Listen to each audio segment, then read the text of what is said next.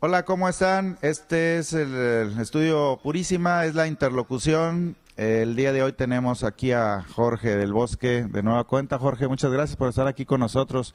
Estamos en una charla tratando de recuperar también, aparte de las cosas que discutimos en torno a la coyuntura política nacional, pues una de las preocupaciones también es las cosas culturales que nos ocurren. Y acabamos de ver pasar esto que cada año con año en las épocas decembrinas vemos por las calles de México, que son los matachines, esta expresión de recorrido en favor de la Virgen de Guadalupe.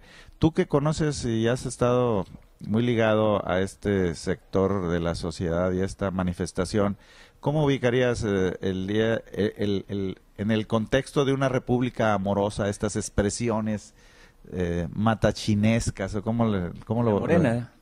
La Morena, bueno, es el nombre de un movimiento que representa el mismo... La Morena es la Virgen Morena, la Virgen de Guadalupe. Es algo más, bueno, a ver. Es algo diferente. Mira, sí, Luis, muchas gracias y de nuevo un saludo muy cordial a todas las personas que nos están viendo.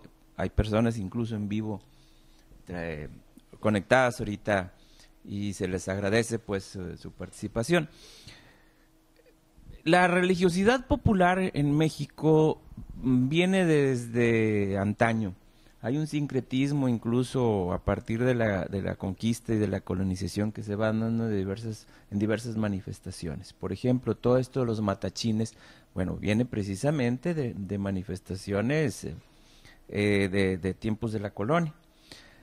Más recientemente, que es lo que más nos va a importar, por ahí de 1967-68, Gustavo Gutiérrez, como una figura emblemática, habla o publica su primer libro sobre teología de la liberación y acuña este término. Gustavo Gutiérrez y otra serie de teólogos latinoamericanos, digamos que Gutiérrez como una figura emblemática.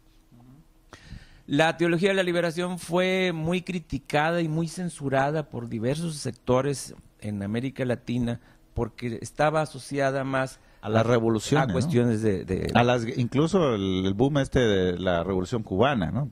Y las guerrillas. Por supuesto. Y las guerrillas en América Latina. En época dictatorial, de muchas dictaduras. De muchas dictaduras y de las famosas teorías de seguridad nacional de los Estados Unidos. Y donde se comienza a demandar los derechos humanos por primera vez a raíz de los hechos allá en República Dominicana, ¿no? De las Mirabal, ¿te refieres? Exactamente. Ok, y aparte en los Estados Unidos los derechos civiles con Martin Luther King.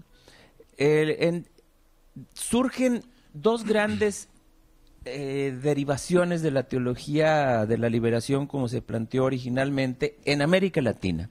Una de ellas es la teoría de la religiosidad popular, perdóname, la teología de la religiosidad popular, que trata de abarcar todo este tipo de manifestaciones como las que acabamos de comentar en torno a las devociones a la Virgen de Guadalupe. Y otra es la teología del perdón. Como figura representativa, la teología del perdón tiene a Leonel Narváez. Seguramente ya has conversado con otras personas aquí sobre el caso de Leonel Narváez. Él es un sacerdote, teólogo, filósofo, con una maestría en Harvard y otra maestría en Cambridge, si mal no recuerdo. ¿Pero qué dice? Leonel Narváez diseña las escuelas de perdón y reconciliación, que han sido tan exitosas en el caso colombiano, Narváez es colombiano, que incluso las ESPER están consideradas prácticamente a nivel de Secretaría de Estado en Colombia. Y ha tenido un impacto tal en una sociedad tan rota como era la sociedad colombiana, donde te voy a dar un dato que a mí me tocó incluso con una entrevista con un líder campesino colombiano. Colombia es un país más o menos de 40 millones, un poquito más de 40 millones de habitantes. Bueno, había 4 millones de desplazados. Estás hablando del 10% de la población, números gruesos para no meternos en más, estaba desplazada en ese momento por los movimientos guerrilleros, por el narcotráfico y la delincuencia organizada, por los religiosos, ¿no? Había por movimientos religiosos, por supuesto, también, y por las mismas actitudes dictatoriales de muchos de los gobernantes que, aunque en el caso colombiano no eran dictadores en el sentido estricto, ¿verdad? Sin embargo, bueno, guardaban esas actitudes. Bueno, en una sociedad tan golpeada, pero muy fragmentada como era la colombiana, que se ha venido a empezar a integrar esta sociedad. Decía Eugenio Clarión Reyes hace 25 años, quizá un poquito más, hablaba de la colombianización de la economía mexicana en aquellos años cuando Miguel de la Madrid, ¿verdad?, de las inflaciones galopantes en México, muchísimo más en países como Colombia. Bueno, a mí me gustaría que ahora habláramos de la colombianización de México en estos procesos de pacificación que han sido tan exitosos en el caso colombiano, ¿verdad? ¿Qué cosa es la que diferencia esta teoría? ¿Qué es en dónde ataca? ¿Qué cosas mueve por ahí en la sociedad? No? Ellos usan una expresión que a mí me gusta mucho. Perdonar no es olvidar, es ver las cosas de manera diferente. Incluso algún psicoanalista muy reconocido dice por ahí: cuando alguien comprende, no juzga. Si tú juntas es esta diferencia entre explicar y justificar. No es lo mismo justificar las cosas con respecto a explicar, simplemente las explicas. Algo que el discurso de Javier Sicilia, por ejemplo, y este movimiento que muchas veces no ha terminado de entenderse a cabalidad, estos movimientos, ¿verdad? Hay 50,000 muertos en México. Imagínatelo dicho de esta manera: han muerto asesinados 50,000 mexicanos. Y no sabemos que sean delincuentes, qué papel jugaron. De ellos, sí, pero no sabemos. Es discutible. A un pero no todos. Pero no todos y no sabemos cuáles.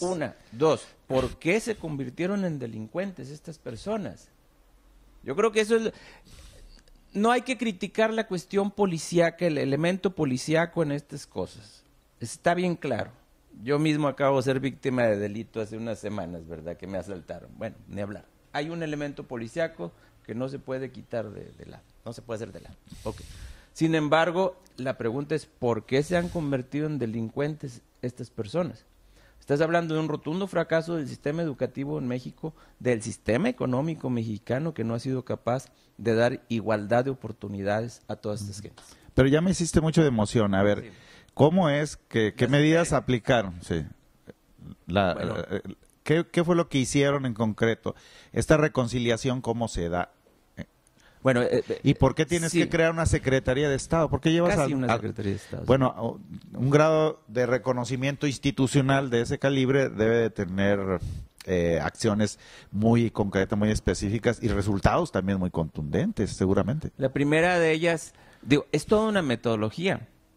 Narváez, como te decía, tiene grados en sociología y ha ido implementando toda una metodología en torno a esto, que no te la puedo resumir en haz un esfuerzo. No, en menos que 10 minutos. Haz un esfuerzo. 3 minutos que nos quedan.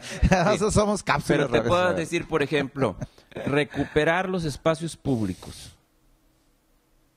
Ese fue una parte de todas estas iniciativas. Por ejemplo, las bibliotecas públicas en Colombia. Pero eso ya implica una política de Estado. Aquí por supuesto que es una política la teoría de Estado. Eso es lo que te quiero decir. De perdón, ¿dónde estaría? ¿Cómo se maneja? Hay que ver las cosas de manera diferente. Hay que ver las cosas de manera diferente. Platican un caso real. Leonel Narváez platica un caso real. Una mujer, un tipo ebrio en su pueblo, la estaba lisonjeando. La mujer se hace a un lado. El tipo se molesta, daba tomado, saca una pistola, dispara y le mata al niño, al bebé. Trae un bebé de unos meses. Ok. El tipo va al bote, va a la cárcel, está en prisión. Esta mujer dice: quiero conocer al asesino de mi hijo. Va a prisión, conoce al asesino de su hijo En este momento yo creo que tienen como unos 25, 27 años de casados. Uy, pero eso es bastante grave, ¿no? Eso digo, planteáselo. Es extremo, pero es real. Digamos, esa no puede ser una solución planteable a quienes han sido víctimas del crimen organizado en México. De hecho, ese fue un argumento que sacó también Felipe Calderón, ¿no? Ahora que... ¿Cuál, perdón? El argumento de que cómo le iba a pedir ahora perdón, cómo iban a perdonar a los asesinos de los últimos sicarios que llevaron a cabo pues una serie de matanzas, ¿no? Es decir, ¿cómo convences, más allá de que tú puedas tener un espíritu un tanto religioso, que desde luego, pues obviamente este tipo de casos tendrían que verse más bien como una excepción, más allá de que sea la idea del perdón creo que podría englobar otro tipo de cosas. Incluso a nivel social, ¿verdad? Pues habría que ver qué es lo que puedes perdonar, qué se tiene que hacer justicia, ¿no? ¿no? Que estos tipos de conflictos, digamos, para poner rápidamente nada más, hacer una pequeña paréntesis, el conflicto que nosotros nunca terminamos de entender por qué los palestinos y los judíos siguen en este pleito de 60 años y yo creo que se pueden llevar ahí otros 60 o si no es que más, ¿no? O 4 siglos, ¿verdad? Lo que sea. 4,000 años, ¿no? Pues hay un nivel de sufrimiento, de desgarramiento. Sí. Esto se discute también en las dictaduras, en concreto en la de Argentina. Es decir, el perdón, esta idea de que los asesinos de sus familiares en Argentina, de alguna manera en Chile, ¿cómo haces para perdonar? En el caso mexicano aquí, a la hora de la reforma política, acordémonos que existió la famosa amnistía. Y la amnistía, la definición de amnistía, me acuerdo, era olvido. O sea, amnistía era, de alguna manera, algo que tenía que ver con olvido. Y esta era la discusión, que un sector de la población decía, no podemos olvidar, nosotros tenemos que perseguir. Y este es el argumento de los familiares en Argentina y Chile. Nosotros nunca vamos a aceptar ni vamos a perdonar a los que nos agraviaron. Amnistía desde el punto de vista jurídico es la abolición de una ley. Entonces, al abolir la ley sobre determinado delito, ya no hay delito. No es lo mismo que perdón. El perdón incluso se otorga por una instancia superior. Puede ser presidente de la República, puede ser el Congreso, puede ser una instancia superior que determine si se perdona, incluso de manera condicionada, determinada culpa, pero la culpa sigue. Y amnistía es desaparece el delito.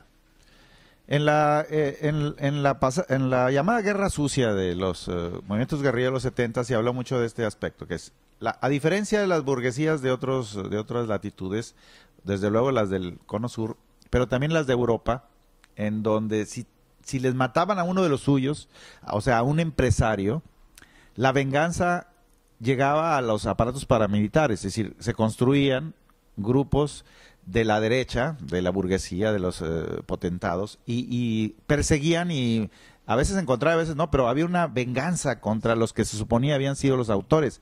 En el caso mexicano, y esto me acuerdo que alguien lo mencionaba, no hubo propiamente una guardia blanca. El caso concreto de la burguesía regiomontana no tomó venganza de la muerte de Garza Sada. Entonces, esto hace que tengamos también un tipo de convivencia que tiene muchos agravantes, pero que le da, como quiera, un elemento diferente. El hecho mismo de que tengamos una última expresión guerrillera, como es la de el subcomandante Marcos, donde lo violento, lo armado, que tiene una connotación importante al inicio, ya no esté presente en este gran movimiento que además es mundial e intergaláctico, ¿no? Hace, yo creo que marca o le da un sello. El hecho mismo que esta famosa frase de López Obrador de que el plantón dice, bueno, hicimos plantón, hicimos esto, hicimos otro, pero no quebramos un vidrio.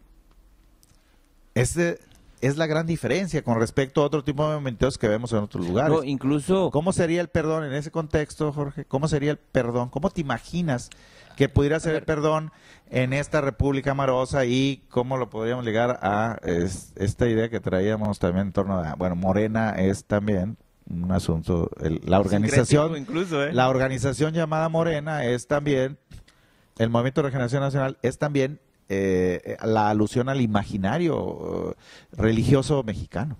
Sin duda, incluso ahí ahorita, bueno, comentábamos un poquito, hacer referencia a aquellas expresiones del México profundo y del México bronco de Reyes Heroles y el México profundo. Guillermo Bonfil Batalla, el famoso libro de reivindicación de los indígenas, es el México profundo. Luis, yo te insisto, perdonar no es olvidar, es ver las cosas de manera diferente, y hacer justicia no es hacer venganza. Simón Wiesenthal, el famoso Casanazis, ¿verdad?, siempre insistía mucho en esta frase: justicia, no venganza. Yo creo que tenemos que ir por ahí. El Estado de Derecho. Lo que tenemos que cultivar es precisamente una cultura del Estado de Derecho. En México nos sentimos siempre muy especiales, que la ley no me obliga a mí. La ley en los bueyes de mi compadre. Nada más para terminar, Jorge, ¿cómo harías la distinción entre esta idea de que si te dan un golpe en la mejilla, pon la otra, que tú estarías dispuesto a que también? ¿Cómo se diferenciaría esta idea de también en este horizonte de una ciudadanía participativa, combativa, crítica, que es la que nosotros quisiéramos estuviera presente en las calles y en todos lugares, las expresiones públicas de este México profundo que casi siempre está dormido, que no sale a las expresiones de participación popular, difícilmente lo hace, y que eso explica en buena medida los abusos de parte de las jerarquías de todo tipo. Entonces, ¿cómo te imaginas que combinando estas dos variables, por un lado de perdón, no aparezca tampoco esta idea de estar siempre no podemos ser ingenuos, a la otra cachetada? No, por supuesto, la expresión hay que entenderla en su contexto, ¿verdad? Hay una expresión también evangélica que a mí me gusta mucho, que dice: hay que ser mansos como palomas, pero cautos como serpientes. Es decir, no podemos, en guardias, no podemos atentos. caer en la ingenuidad de esto, ¿verdad? Ni llegar, por ejemplo, al extremo de Solalinde, de Alejandro Solalinde, que decía: hay que pedirles también perdón a los zetas, ¿verdad? Estamos hablando de delincuentes. También, es decir, hay que ser muy, muy cuidadosos en todos estos sentidos y en todos estos términos, ¿verdad? No caer en el nivel de ingenuidad. Bueno, pues esto yo creo que una de las grandes lecciones que pudiéramos sacar es que estamos entrando en una dinámica en la que tenemos que saber distinguir matices, poder ubicar cuestiones, incluso pues la teoría nos ayuda para elaborar, claro, terminar de redondear el matiz, la historia también nos ayuda, claro, y tener el pulso de la sociedad, de la manera en que hoy se está expresando la sociedad, también nos ayuda. Y por último, también quisiera, si me permites, Luis, dejar esta idea. La sociedad civil, la participación ciudadana, yo creo que es el elemento que ha estado dormido, como mencionabas hace momentos. Por ahí anda una iniciativa de ley de participación ciudadana que no ha funcionado del todo, que parece que ya la rechazaron, o por lo menos que duerme el sueño de los justos ahí en la oficialidad de partes donde se ha presentado. Nuevo León es uno de los pocos estados que no tiene como tal una ley de participación ciudadana. Lo que hay de sociedad civil está en la ley de desarrollo social en Monterrey, pero en Nuevo León, en el caso de Nuevo León, pero no hay como tal una ley de sociedad civil o de participación ciudadana, como le gustes llamar. Entonces, creo que desde allí tenemos ya una tarea. Y otra tarea es profesionalizar precisamente estos asuntos de la participación ciudadana y de la sociedad civil. No es el tiempo que te sobra que se lo vas a dedicar a las actividades no lucrativas, digamos. Bueno, yo creo que una de las cosas, ya nada más para cerrar, que creo que podría ayudarnos a estar haciendo un seguimiento es la manera en que se van a manifestar toda esta cultura religiosa que tiene que ver con la idea del perdón, hasta Sí. dónde esta cultura puede ser por parte de las jerarquías eclesiásticas vistas con celo, en la medida en que algunos de los participantes en la contienda del próximo año, en el caso concreto de López Obrador, pudiera estarse encimando, montándose en las mismas. ¿Hasta dónde pueden decir, no es cierto, él está queriendo usar a nuestros feligreses para sacar o llevar agua a su molino? Esta distinción entre a quién le haces caso, si tú vas a estar aludiendo Sí. a lo religioso, o sea, de quién dependerá tu última decisión, si es la autoridad eclesial o si es la autoridad política, porque hay muchos cristianos que apoyan a López Obrador por un lado, pero también pueden apoyar a algunos de los candidatos del PAN o del PRD, del PRI. Entonces, estos matices de esta combinación, que yo creo que va a complejizar aún más la contienda del 2012, también van a significar decisiones y definiciones que tendrán que llevarnos a decantaciones entre lo político y lo religioso, ¿no? Yo crees? creo que la sociedad y las personas particulares tenemos que estar muy alertas de todo esto, porque hay una seria manipulación del fenómeno religioso y el fenómeno político, y la combinación de ambas puede ser algo muy negativo en muchos aspectos. Pudiera en un momento determinado personajes como Javier Sicilia, al que hicimos referencia hace rato, bueno, Que tiene una beta religiosa muy evidente. evidente. Jesuita y todo. Exactamente. Sin embargo, bueno, ahí sin duda Javier Sicilia y toda esta tesis que lo están motivando, ¿verdad?, da un soporte de participación ciudadana y de profundizar en las cosas de una manera muy interesante y muy inteligente. Sí, pero hay otras cosas donde se manipula el fenómeno religioso, se confunde con el político, y el resultado puede ser algo muy triste y muy trágico para nuestro país. Hay que estar alerta de eso, ¿eh? Muy bien, pues te agradecemos mucho, Jorge del Bosque, y va a estar invitado No en dan próximas... estos temas, no acabamos, ¿verdad? No acabamos, esto yo creo que va a ser recurrente. Terminamos aquí uno más de las interlocuciones en Estudio Purísima. Gracias.